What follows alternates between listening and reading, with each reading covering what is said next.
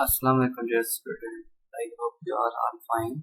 Today we are starting lecture of lecture number 16. Today our topic is ethics. We know ethics is very important in the business and as well as corporate practice. The word ethics, which is coined from the Latin word ethics and Greek word ethikos, contains the ethics meaning. What are the business ethics and why it is necessary? Ethics is a branch of social science. It deals with moral principles and social value. It helps us to classify what is good and what is bad, and it is necessary for any society or for a country. If we did not recognize which is good and what is bad, it is very harmful for the organization as well as our professional life. It tells us to do good things and avoid doing bad things. According to Henrik Crane, he defines the business ethics is the study of business situation, activities, and decision where the issue of right and wrong are addressed. So there are some features of ethics. It includes code of conduct based on moral and social value, give protection to social group, provide basic for a framework, voluntary, requires education and the island relative from new concept. So first point we discuss the code of conduct. Business ethics is a code of conduct.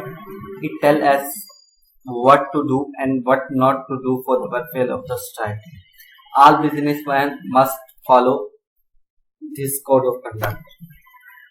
And the next point, based on moral and social value. What is based on moral social value? It indicates the business ethic is based on moral and social value. It contains moral and social principle for doing business. This includes self-control, consumer protection, and welfare service to society, fair treatment to social group, not to exploit others. So our next point is give protection to social groups. Business ethics give protection to different social groups such as consumer, employees, small businessmen, government, shareholder, creditor, etc. And it is necessary for the social group. Next point is provide basic framework. Business ethics provide basic framework for doing business. It gives social, cultural, economic, legal and other limits of business. Business must be conducted within these limits. Voluntary. Voluntary indicates and it is necessary for the business ethics. Business ethics must be voluntary. The businessman must accept business ethics on their own. Business ethics must be like self-discipline. It must not be enforced by law. Require education and guidance. Businessman must be given proper education and guidance before introducing the business ethics. The businessman must be motivated to use business activity. They must be informed about the advantage of using business ethics. Trade association and chamber of commerce must also play an active role in this matter. Relative term. Business ethics is a relative term that is it changes from one business to another. It also changes from one country to another. What is considered as good in one country may be taboo in another country. No concept indicates annuality. It is strictly followed only in developed country. It is not followed properly in poor and developing countries. So next topic is factor affecting business sector. These are the factors that affecting the business sector. Number one is leadership. Leadership play a vital role to perform the business ethics strategy. If the company strategy well defined and it helps the employee to promote the ethics, so it is better for the organization. Corporate culture. Corporate culture, one of the main factors that affecting the business ethics. Individual characteristics.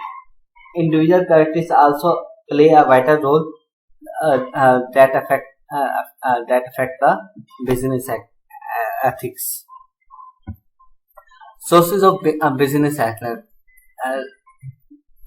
Number one is culture, experience, religion, the legal system. These are the sources of our business sector. Culture, experience, from we know that culture is very important for any organization or a country. Culture experience also promote the business ethics and it tells us what to do or what not to do. The need and importance of business ethics in our professional life or our personal life. Business ethics is very important and it is very necessary. So some other points are given that describe the importance of business ethics. Number one is part of society, expectations of public, trust of employee, image, cost, pride of the best company, overall benefit that describe the importance of business ethics. Application of business ethics. Attention to business ethics substantially improves society. A matter of decade ago, children in our country worked 16 hours a day. Workers' limbs were torn off and disabled workers were condemned to poverty and often starvation. Trust control some market to extent that prices were fixed and small business check out. Price fixing cribbed normal market forces. Employees were terminated based on personality. Influence was applied through intimidation and harassment. Then society reacted and demanded that business places high value on fairness and equal rights. Antitrust laws were instituted, government agencies were established, unions were organized, law and regulation were established. Second point, ethics program help maintain a moral course in turbulent times. Attention to business ethics is critical during time of fundamental change. Time much like those faced now by business, both non-profit and for-profit. During time of change, there is often no clear moral compass to guide leaders through complex conflict about what is right or wrong. Continue attention to ethics in the workplace, sensitize leaders and stop to how they want to act and consistently. What are the unethical business practice? Abuse behavior, accurate but incomplete disclosure, discrimination against protected class, theft of fraud, personal use of company, termination without fair notice of cause. These are the main point of unethical business practice. So our next point is external influence on corporate governance. These are the factors: external factor, role of government, promotional role, entrepreneur role, planning role, corporate and financial reporting framework, and direct examination report community.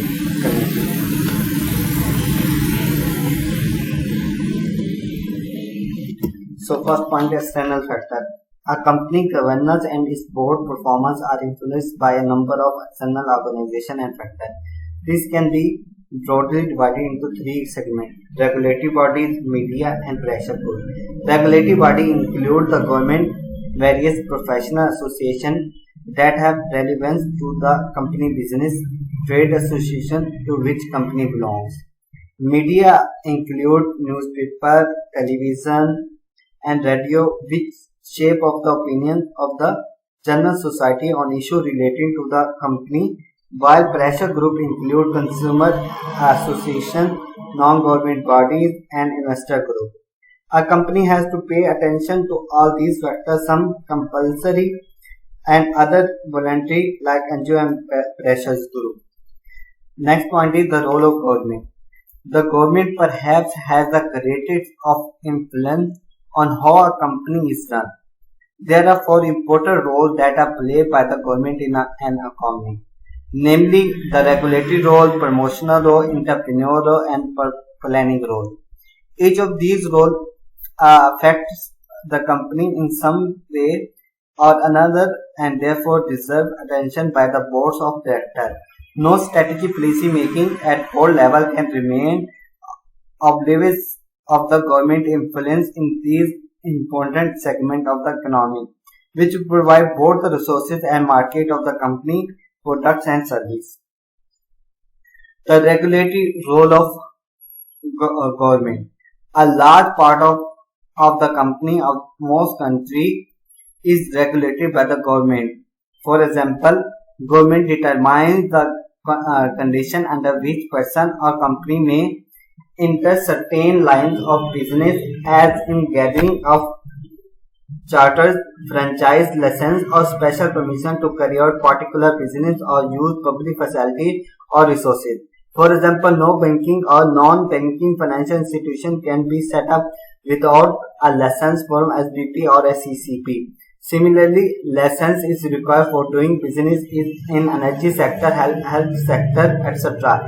In this way, the government ensures the only suitable investors are allowed to enter certain business where greater public interest is at stake.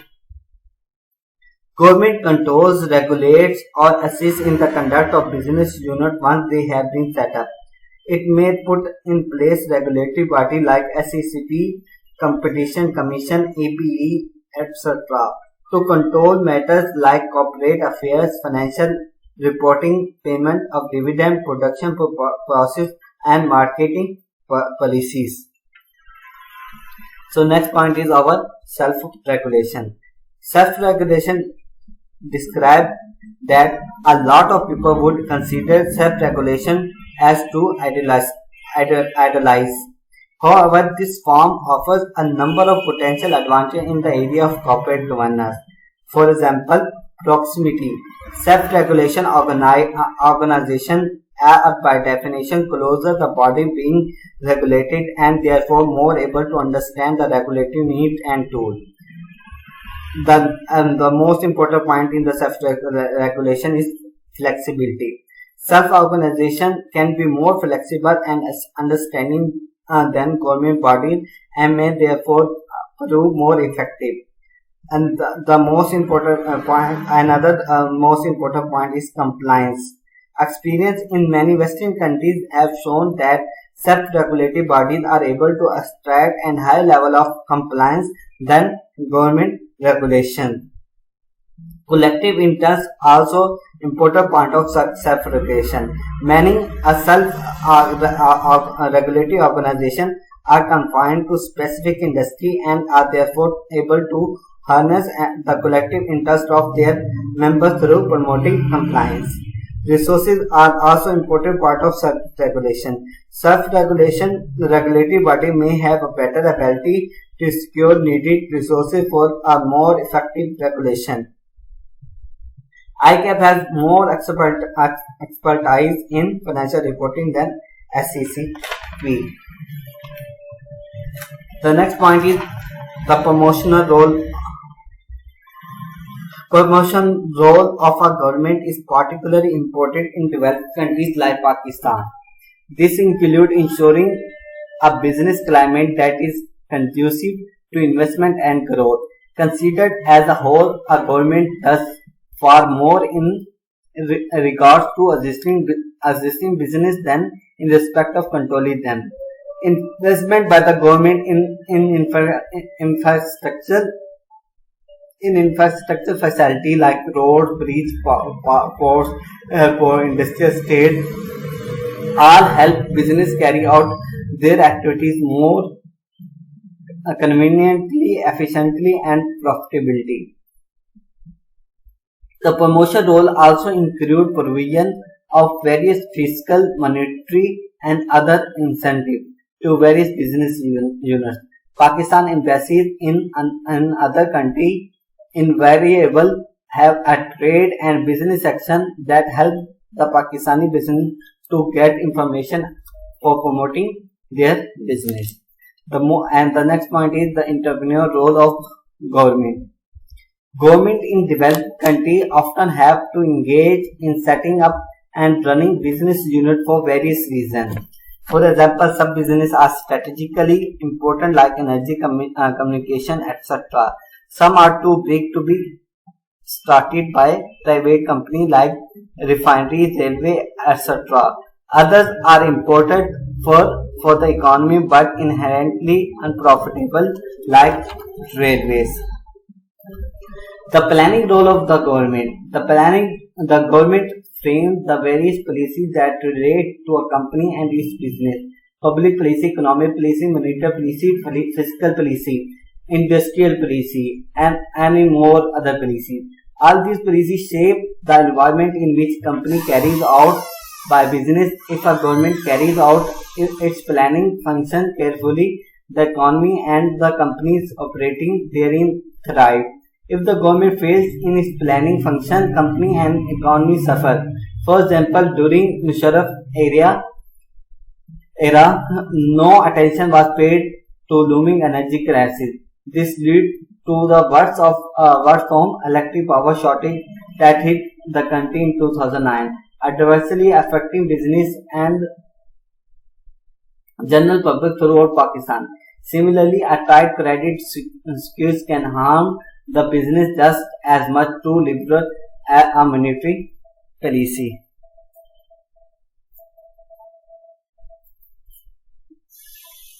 Corporate and financial framework.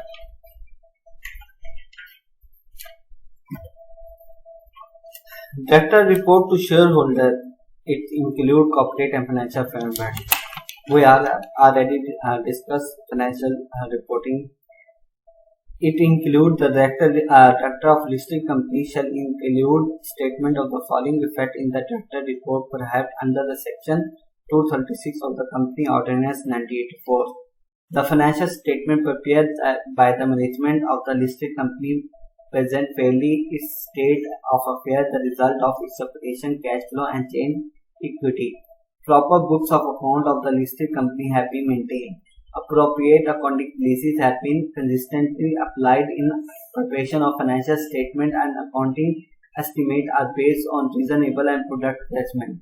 International accounting standards as applicable in Pakistan have been followed in preparation of financial statement, and any departure therefrom has been adequately disclosed.